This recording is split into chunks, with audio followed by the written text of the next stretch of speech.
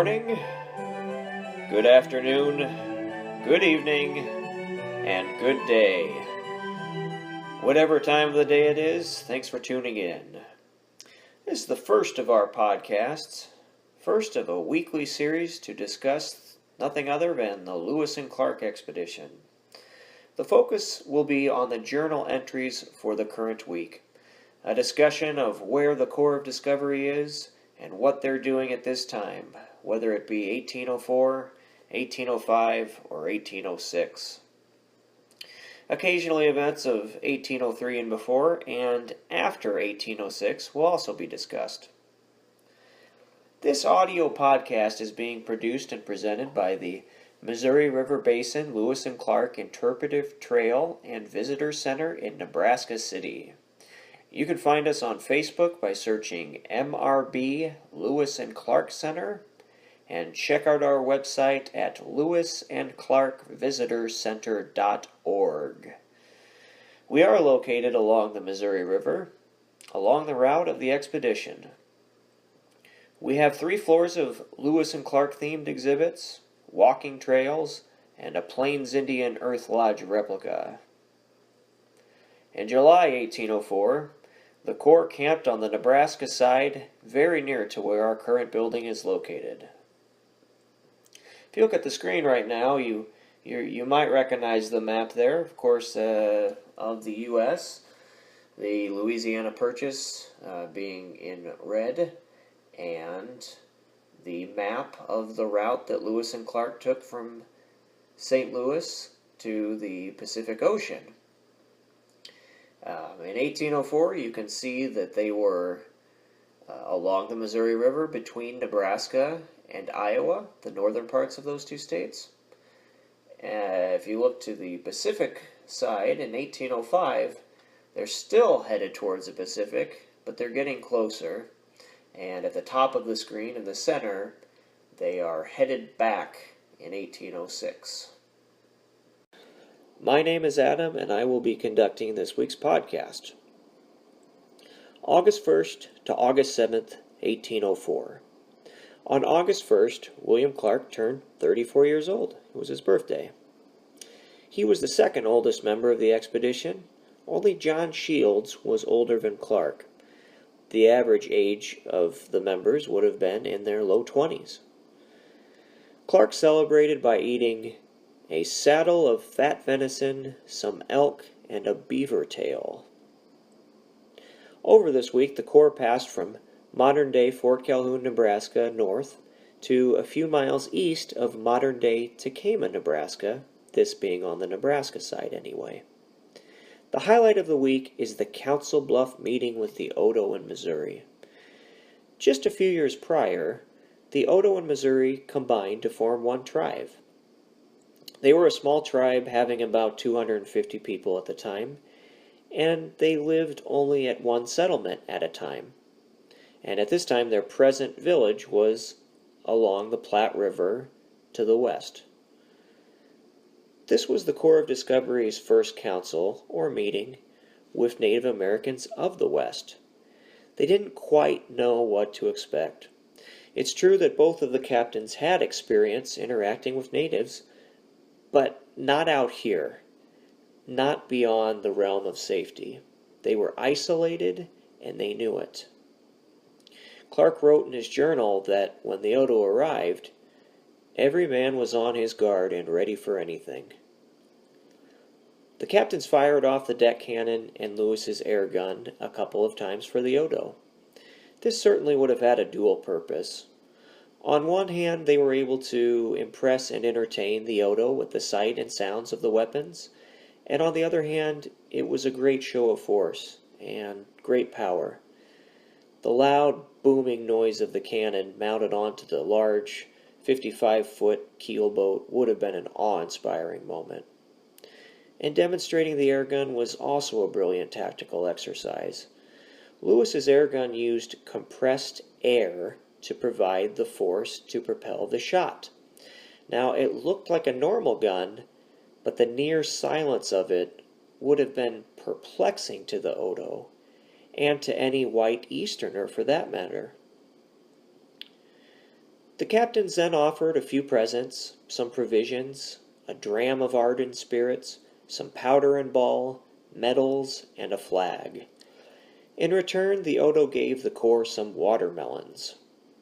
And this is really funny. To quote Clark directly on this, he writes, "water millions."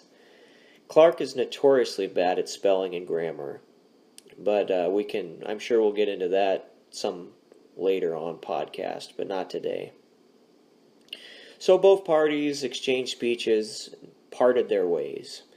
The council served as a pleasant introduction between the two parties and provided a framework for future councils with native peoples. Clark concludes his 3rd of August entry saying that the situation of Council Bluff, or Handsome Prairie, appears to be a very proper place for a trading establishment and fortification. A few years later, in 1820, the Yellowstone expedition established Fort Atkinson at this site based on William Clark's journal entry. It remained until 1827 and was the first United States post established west of the Missouri River. Today at the site there is a recreation of the fort. It features walking trails and an interpretive center, in addition to the actual reconstruction of the fort. It's a fun place to visit. August 1st to August 7th, 1805. Still headed west. From present-day Carwell, Montana, to Twin Bridges, Montana.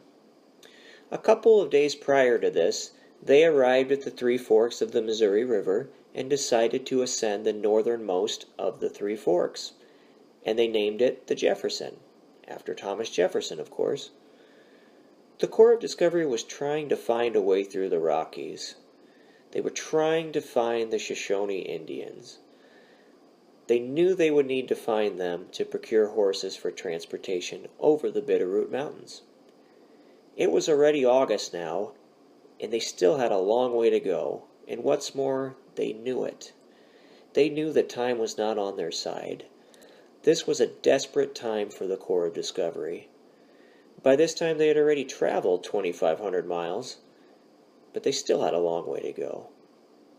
A little background. In 1792, Captain Gray, when he discovered the mouth of the Columbia River, took precise latitude and longitudinal readings of the location. The captains had this information with them, and they were very capable of calculating their current latitude and longitudinal bearings at any time.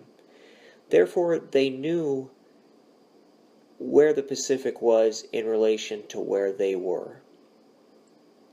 They still had no idea how to exactly get there, but they did know that desired endpoint. Now at this time the Jefferson was slow and shallow. The men would have to resort to dragging the canoes upstream often. Not all the time, but certainly often. The mountains, the snow-covered mountains, still to the west, but getting closer at least. They needed to find the Shoshone. They needed some encouragement at this point. They do end up getting some good news, but not this week. Spoiler alert, if you tune in next week, you'll learn what the good news is. August 1st to August 7th, 1806. Headed east. The party split in two groups. Clark's party was near present-day Savage, Montana on August 1st, and by August 7th had made it about 20 miles into western North Dakota. Lewis's party was near present-day U.L. Bend National Wildlife Refuge in western Montana on the 1st, and ended the week about 6 miles into western North Dakota. Lewis's party was just a couple of days behind Clark's at this point.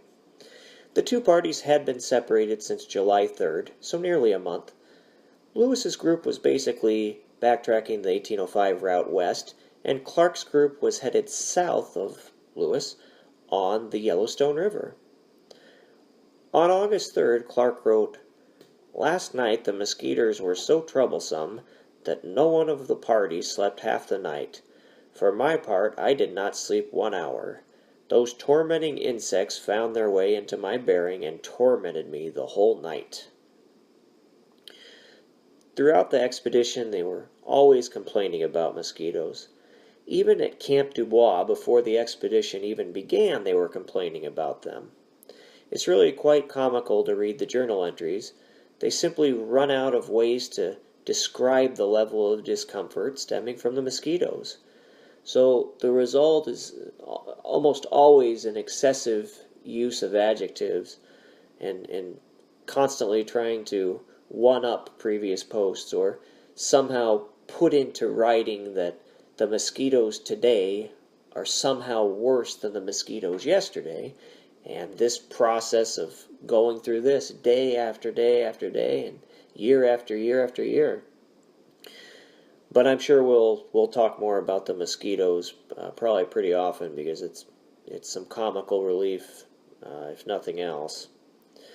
But what really one of the keys of this week, both of the parties, so the combined group of Lewis and Clark, during this week in 1806, they reached the Missouri River. This had to be a relaxing and reassuring feeling to them.